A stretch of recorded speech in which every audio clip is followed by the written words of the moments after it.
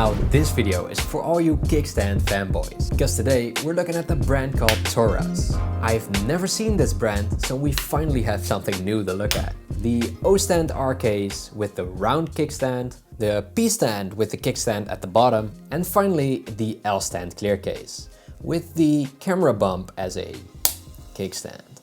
Like I said, a very kickstand-centric brand from what I can see. First up, the clear case. The most important aspect, hard or soft sides. And here we have semi-soft sides, so no guarantees when it comes to yellowing over time. The fit, I must say, is excellent and very easy to install, but it's absolutely going nowhere after that. Yet, if you wanted to, you can easily get it off the phone again. This is how a fit is supposed to be. Though I must say it's due to the soft sides most likely. The front bezel is minimal, but still out there. Very clicky buttons, and the camera bump is present even without the kickstand, which is awesome to see. The kickstand itself is also very good. Maybe even better than the Casetify one I saw. One thing I did notice though is that on the inside there's this little piece of the hinge that is a little sharp to touch.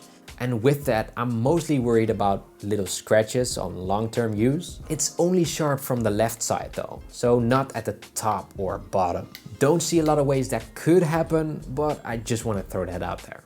Up next, MagSafe. And this is more than enough. It is a paste-in ring though, but due to the hard plastic, I don't see any issues long-term. Because you can't really push the ring out of the case because of that. The size of the charging port is just enough. The biggest third-party USB-C cable I had fit barely, but of course, most of you have the regular Apple cable laying around. I must say the biggest downside is probably the fact that it's very slippery, more so than with other clear cases I've got my hands on these months. The weight of this case is 37 grams. Now these two might look alike, but they aren't the same. The biggest difference is of course the kickstand, one with the MagSafe ring and one with the piece at the bottom. But it's also in the camera bump. The O-stand has a smaller camera bump, and that's in height but also in profile. On the L-stand, you can see that the camera bump is sort of melted in the case design, whereas with the O-stand, it's just a regular one. I do very much like the design on the L-stand case. It just looks unique and I like that. On both of these, the flexible sides make a return. Here, they are all black though, so no worries. On the O-stand, the MagSafe ring is flush with the case itself, but on the L-stand, it's not as refined and you can definitely feel that too. It's also apparent that it's not even on each side. The weight on both of these cases is 45 grams. The fit is pretty much identical on both of these, yet the buttons are noticeably clickier on the O-stand.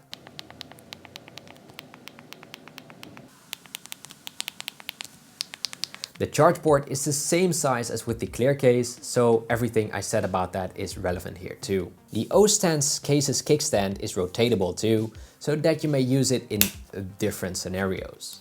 But as a grip, it's definitely not comfortable enough. So don't get that mixed up. It feels really refined. Though one tiny complaint would be that the opening to grab the O-ring is very tiny. So I'll have to use my nails to open it, and that's not ideal. On the L-stand, it's the same story, so more room to grab these would be nice. Front bezel is the same on these too, but these are definitely grippier, just not by a whole lot.